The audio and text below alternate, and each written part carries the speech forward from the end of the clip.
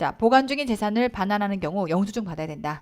안 받았다고 딴소리 할 수도 있잖아. 일단 체납자는 그럴 수 있겠지. 상식적으로 생각해봐. 별 진상들이 온갖 인간의 다양한 군상 등을 앞으로 여러분들을 사회생활하면서 경험하게 됩니다.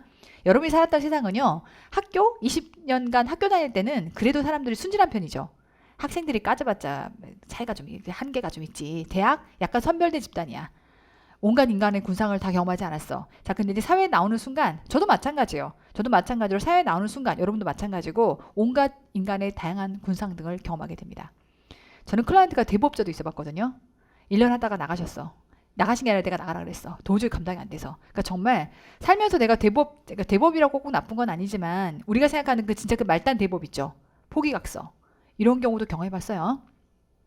아니 업이 뭔데요? 라고 했더니 대법이라고 하면 저는 대법은 상대 안 합니다.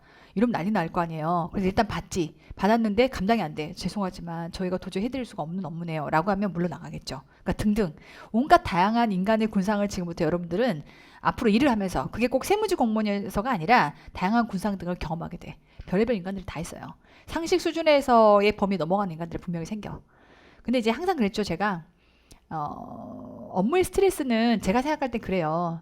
세무공무원이든 일행직 공무원이든 소방공무원이든 혹은 공무원이든 직장인이든 혹은 사업가든 간에 스트레스는 본인이 감당해야 될 스트레스 총량은 있어요. 물론 운 좋게 나의 사수가 좋았고 내가 지금 경험하는 사람들이 좋았고 뭐 그건 운이야.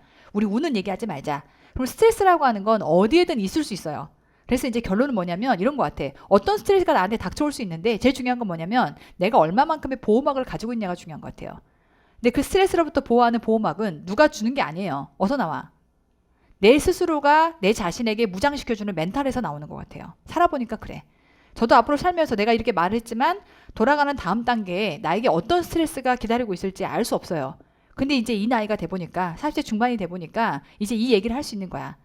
내가 스스로 나를 스트레스로부터 보호하는 보호막은 누가 나에게 쳐주는 게 아니야. 나에게 내 스스로 쳐주는 거죠. 근데 어떻게 해야 되는 거냐? 스트레스가 닥쳐와요. 그러면 얘를 객관화 시켜야 돼요. 그걸 온빵 흡수하면은 살아날 길이 없어. 온빵 흡수하지 말고요. 객관화 시켜. 저자가 나에게 스트레스를 주고 있구나. 객관화 시키는 거야. 저자가 나에게 이게 전적 작가 시점에서 바라보는 거예요. 저자가 나에게 스트레스를 주고 있구나. 그러면 이제 이런 거죠. 세상 모든 일은 이해가 되면 해결이 안 될 일이 없는 것 같아. 이해를 하면 돼. 그래서 내가 그 자를 뭐 심도 깊게 이해하라는 얘기가 아니라 딱 그거야. 저거부터 시작하는 거야. 저자가 나에게 스트레스를 주고 있구나. 근데 도대체 왜 그런 걸까를 생각을 해보면 돼요. 그럼 얘가 화가 났어. 왜 화가 났을까? 이래서 화가 난 거구나. 그러면 그 화가 정당하든 정당하지 않던 간에 내지는 뭔가 상황이 꼬여서 그게 정당하든 정당하지 않던 간에 그게 중요한 게 아니야. 나는 나에게 보호막을 쳐야 되거든요. 이걸 해석하고 내 것으로 받아들이는 게 너무 중요한 것 같아. 그러면 일단 이걸 해석하기 위해서 왜 그럴까? 이래서 그런 거구나. 이해 바탕이 되면 자 그럼 나는 얘를 어떻게 해석할 거냐. 이렇게 해석하는 거죠. 화가 나서 그런 거구나. 화가 난 데다가는 불을 지피면 안 돼요. 아까 얘기했던 것처럼 일단 그게 뭐 예를 들면 내가 비굴하게 느껴지지 않는 범위 내에서는 일단 그 상대방의 마음을 그냥 한 번은 다독보다는 뭐랄까 이렇게 받아주는 거죠. 기분이 많이 나쁘신 거군요. 그런데 이거는 이렇게 무슨 말인지 아시겠죠? 그러니까 갖다 들이받고 나도 도대체 왜 이러느냐라고 하지 말고 모든 갈등은 이해의 부족에서 생긴다고 저는 기본적으로 생각해요. 이해의 부족에서. 그래서 일단은 전지적 작가 시점에서 객관화 시켜서 지금 나에게 오는 스트레스를 일단은 객관적으로 바라보고 저 사람이 왜 저러지? 그다음 나는 얘를 어떻게 해야 되지? 이걸 내가 어떻게 소화해야 되지? 라는 생각의 고리들을 풀어가야 됩니다. 그러니까 저도 생각이 없이 짐승처럼 사는 시절이 있었겠죠. 약간 무지하던 시절에 막 뭐 세상에서 확 때려 맞으면 때려만대로 막 분노해. 근데 그렇게 해봤자 남는 게 하나도 없어. 나한테 남는 게 하나도 없고요. 남는 건 스트레스로 내 몸이 막 아파.